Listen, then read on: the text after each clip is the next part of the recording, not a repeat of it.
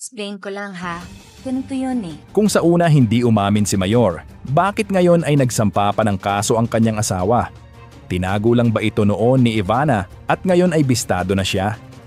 Usap-usapan ngayon sa social media ang pagkakadawit ng pangalan ng influencer actress na si Ivana Alawi sa isang kontrobersyal na reklamo ng legal wife ni Congressman Albi Benitez na si Dominic Nikki Lopez Benitez.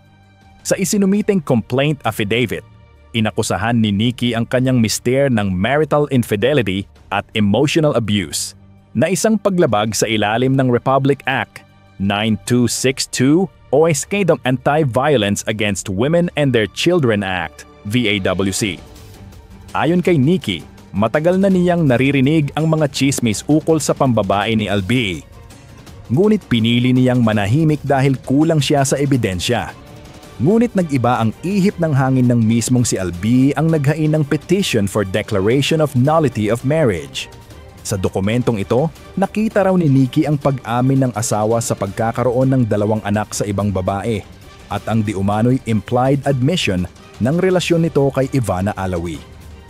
I felt utterly betrayed by the respondent and was devastated beyond compare after finally discovering and confirming the truth in respondent's lies.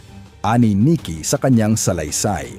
Pero teka, rewind tayo ng kaunti. Flashback to February 2024.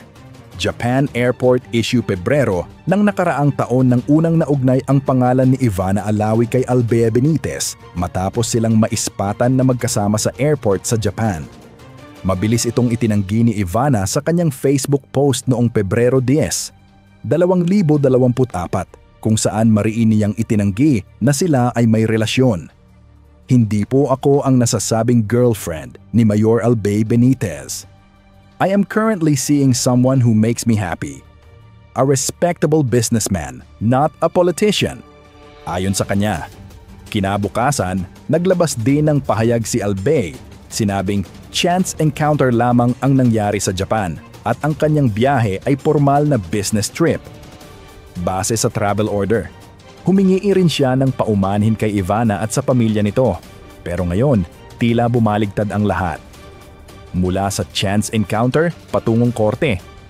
Kung dati pareho silang nanindigang walang namamagitan, ngayon ay isang legal complaint na ang isinampa at ang pangalan ni Ivana ay mismong lumabas sa mga dokumento ng korte bilang tinutukoy sa current illicit relationship.